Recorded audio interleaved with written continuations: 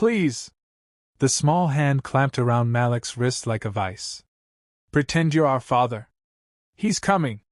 Malik looked up from his Earl Grey tea to find 3 identical 7-year-old boys sliding into his booth at Brennan's cafe. Their expensive clothes were torn. Dirt streaked their faces. Terror filled their eyes. Our names are Kamari, Zion, and Messiah Whitmore, the second boy whispered. If we don't have a father right now, we're going to disappear forever. Whitmore. The name punched Malik in the chest. That family had destroyed his architecture career 5 years ago. Before we start, make sure to hit like and subscribe, and really I'm curious, where are you watching from? Drop your country name in the comments. I love seeing how far our stories travel. The third boy, Messiah, pointed toward the cafe entrance. That's our Uncle Darius. He killed our mother last month. Everyone thinks it was a riding accident. Malik's blood turned to ice. We heard him on the phone. Messiah continued, his voice shaking. He said we're next. Through the window, Malik saw Darius Whitmore scanning the street. 2 men in black flanked him. Hunters. Every instinct screamed at Malik to walk away. Darius Whitmore had already destroyed him once. Blacklisted him. Made sure no major firm in Seattle would touch Malik Reed's name. Getting involved again could cost him everything. But Kamari's grip tightened. We don't have anyone else. Grandfather died 3 weeks ago. Everyone who was supposed to protect us is gone. Malik stared into 6 gray eyes, the same shade as Amara's had been. The same desperate hope his dead wife had carried. Okay, he heard himself say. I'm your father. Act natural. Darius entered the cafe like a storm. Recognition flashed across Darius's face as he approached their table. Malik didn't hesitate. He wrapped his arm around Kamari's shoulders and smiled. Darius Whitmore, Malik called out. Been a while. Since you tanked my career over a woman who chose me? The cafe went quiet. Darius's jaw clenched, but he kept walking toward them. Holden Reed.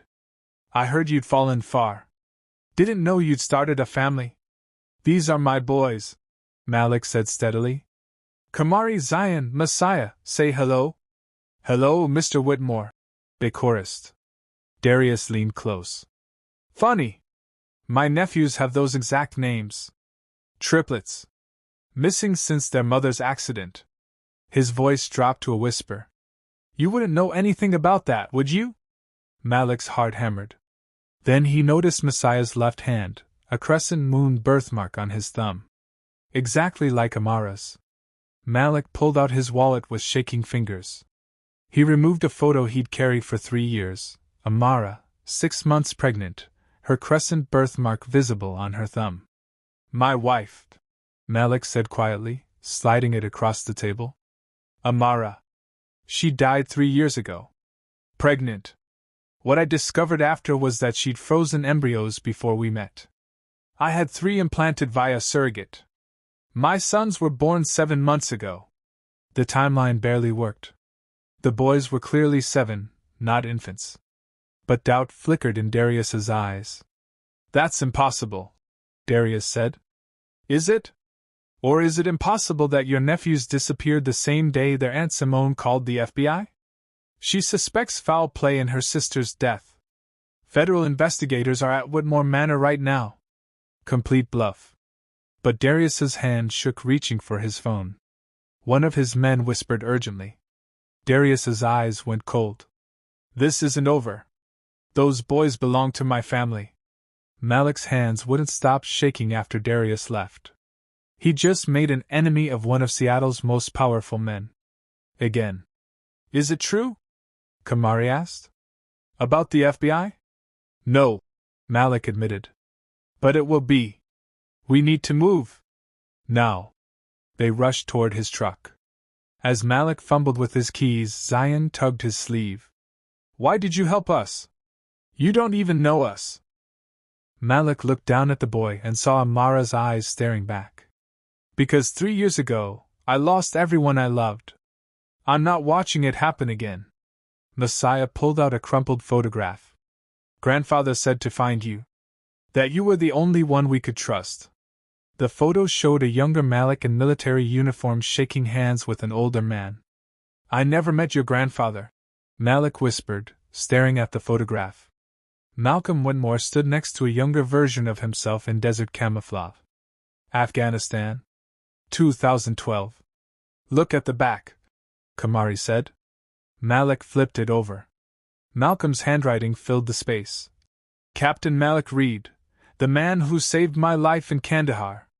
The man my son destroyed. The man who loved Amara first. The only man I trust with my legacy. The world tilted. Malik had pulled a civilian contractor from a burning vehicle that day. He'd never known the man's name. Grandfather changed his will 2 days before he died, Messiah said. Everything goes to us, but only if you become our legal guardian. Malik stared at 3 small faces watching him from the back seat. Strangers an hour ago. Now they carried a dead billionaire's final wish. He said you were the only one who couldn't be bought, Zion added quietly. The only one who already lost everything. For the first time since Amara's death, something shifted in Malik's chest. Not grief. Purpose. We get you safe first, he said, starting the truck. Then we call the FBI. Then we take back what your uncle stole. Kamari's voice was small. Are you really going to be our dad?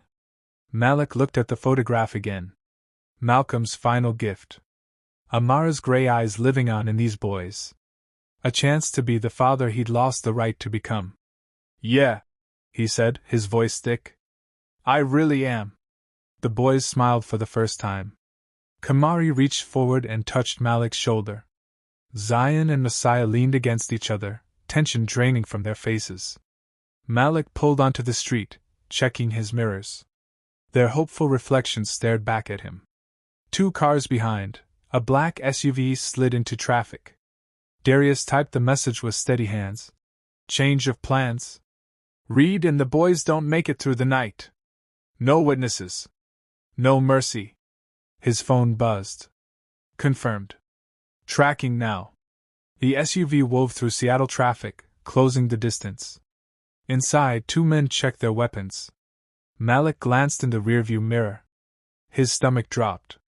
The same black vehicle had followed them through 4 turns.